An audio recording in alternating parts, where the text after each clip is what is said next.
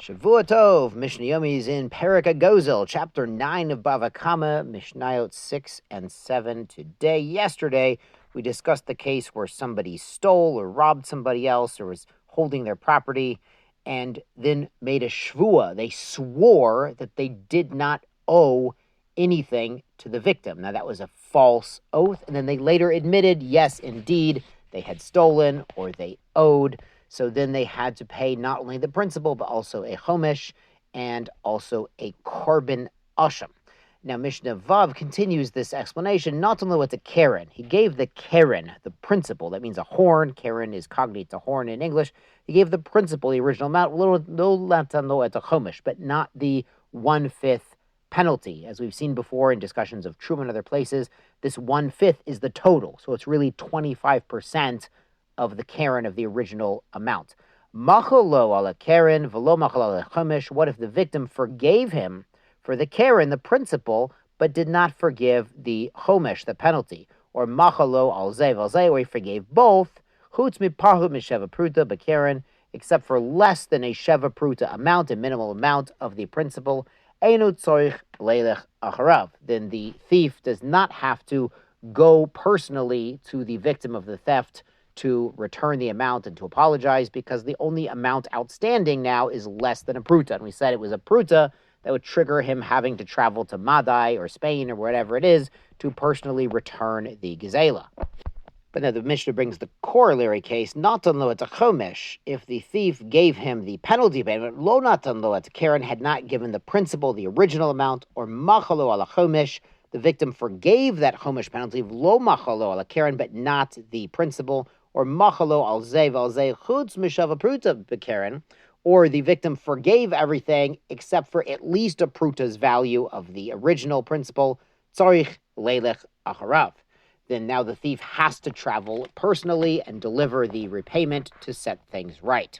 As we mentioned, being Elul, he really shouldn't have done this in the first place, and not only that, but making a shvua, he's now made this sort of a public spectacle in front of the court, in front of Hashem. So it's not just making things right by the victim, which of course he must do, but also the korban asham is to make things right by Hashem. Now Mishnah Zayin throws a wrench into this case. Not on lo at keren, the thief gave him the principal, v'nishbalo ala chomesh. But then when the victim said, hey, you also owe that 25%, that chomesh penalty, he falsely swore that he had paid it already. Now, that's another shvuat sheker, another oath, which is lying, which is denying a financial obligation. And then he later confesses to this new additional level of making a false oath, of denying payment. Harei zeh mishalem chomesh ala chomesh. Now he has to pay a chomesh for the chomesh. So now the first chomesh becomes a new keren, because that's what he's denying in his second oath. And now he has to add another chomesh for that false shavua, denying owing that financial obligation. This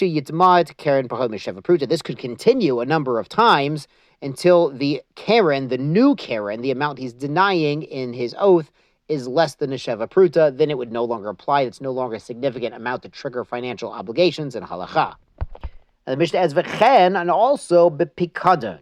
Pikadon is a deposit. So this is not only the case of robbery or theft. If Reuven left something with Shimon and Shimon was supposed to watch it, and then Shimon ended up eating it or benefiting from it, and now it's gone, so then he's also on the hook if he swore falsely. For instance, he swore that this item was stolen when in fact it was not, when in fact he just ate it.